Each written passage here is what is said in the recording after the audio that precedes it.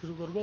হ্যাঁ, শুরু করেন। ঠিক আছে। যেমন বর্তমান সময়ে যে আপনি আজকে আজকে যে দুই একজনের সাথে কথা বলেন, রাস্তাঘাটে হাঁটার সময় যে দেখলেন যে মানুষজন বলতেছে যে ভোটের আগে এবং পরের যে অবস্থা, সেই বিষয়ে আপনার মানে পদক্ষেপ কী বা আপনাদের করণীয় কী হবে?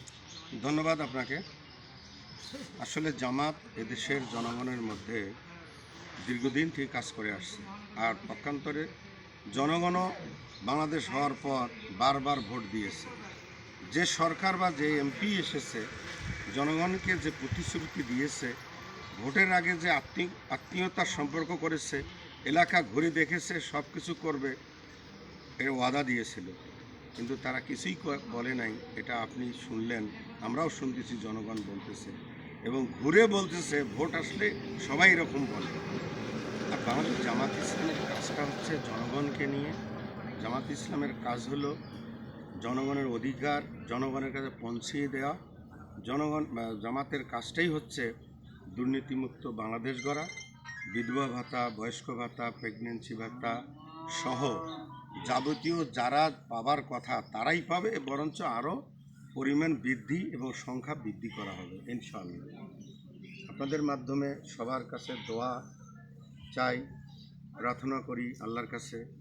জনগণের দোয়ায়, আল্লাহর রহমতে আমাকে যদি আল্লাহ তাআলা পার্লামেন্ট সদস্য হিসেবে কবুল করেন, ইনশাল্লাহ জনগণের মনের ভাষা আমি বুঝি এবং এলাকার প্রত্যেকটা বাড়ি বাড়ি ঘুরে ঘুরে রাস্তাঘাট, কালভার্ট, শিক্ষা প্রতিষ্ঠান, অসুস্থ মানুষের অবস্থান, সেই সাথে সাথে এলাকার বেকার যুবকদের যে সংখ্যা অনেকাংশে অনেক এগুলো পার্লামেন্ট সদস্য আল্লাহ যদি কবুল করে, এগুলো আমি দূর করার জন্য প্রাণপণ চেষ্টা করব ইনশাআল্লাহ। সর্বোপরি এই কাউনিয়া পীরগাছার মানুষ বারবার প্রতারিত হয়েছে, বৈষম্য শিকার হয়েছে। আপনি জেনে আশ্চর্য হবেন, দেশবাসী জেনে আশ্চর্য হবে, ইতিপূর্বে যে এই সরকারের আমল না, তার আগের সরকারের আমলে যে বাজেট সারা দেশে হয়েছিল, এই বাজেটের বলা যায় যে 0% একটু রংপুরের জন্য, আর সব বাজেট হয়েছে অন্য অন্য এলাকার জন্য। যেমন তিস্তা মহাপরিকল্পনা, অনেক জায়গায় এই যে মানাস নদীর কমপক্ষে 12টা ব্রিজ দরকার। এখনও আমার এলাকায় অনেক জায়গায় মানুষ এখন বাঁশের সাঁকো দিয়ে, বাঁশের টাত দিয়ে হাঁটাহাঁটি করে। এটা আমাদেরকে দেখলে অন্য এলাকার চেয়ে এই এলাকাটা যে মানুষ ঠকেছে বারবার, এটা আমার মনের একটা অভিপ্রায় এবং নিয়ত আছে।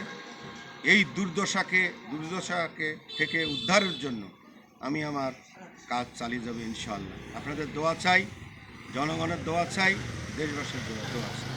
আপনি তো বিভিন্ন জায়গায় যাচ্ছেন, বিভিন্ন মানুষজনের সঙ্গে কথাবার্তা বলতেছেন, তো আপনার কি মনে হয় তারা কি আপনাকে ভোট দিবে বা আপনি কি জয়যুক্ত হবেন কি? এটা অত্যন্ত গুরুত্বপূর্ণ কথা। আসলে আমি গতকালকে একটা সাক্ষাৎকারে বলেছি, নেড়ে আমাদের এলাকায় বলে নাড়িয়ে বেলের তলত যায় একবার, এটা একটা প্রবাদ। এদেশের জনগণ বারবার যে বেলের গাছের নিচে গেছে, বারবার মাথায় আঘাত পেয়েছে।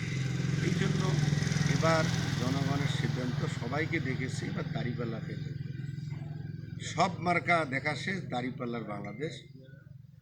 সব দলের শাসন দেখা শেষ, বাংলাদেশ জামাত ইসলামীর বাংলাদেশ। এই কথা জনগণ, আপনি নিজেও জানেন। আমাদের ম্যানপাওয়ার, আমাদের নেতাকর্মীদের চেয়েও জনগণের মধ্যে একটা উৎসাহ উদ্দীপনা, যার নাম গণজোয়ার। আল্লাহর রহমতে যদি আনন্দঘন, গ্রহণযোগ্য, নিরপেক্ষ, সন্ত্রাসমুক্ত, ডাকাতমুক্ত, কারচুপিমুক্ত ভোট হয়, রংপুর 4 আসনে বিপুল ভোটে দাঁড়িপাল্লা বিজয় লাভ করবে। এই ইনশাআল্লাহ আমি জনগণের চেহারা শুরুতে চোখে মুখেও আমি দেখতে পাচ্ছি, চোখের চাহনি এবং তাদের অবস্থানটা আমি দেখতে পাচ্ছি। আল্লাহ যেন কবুল করে। আমিন। আল্লাহ হাফেজ।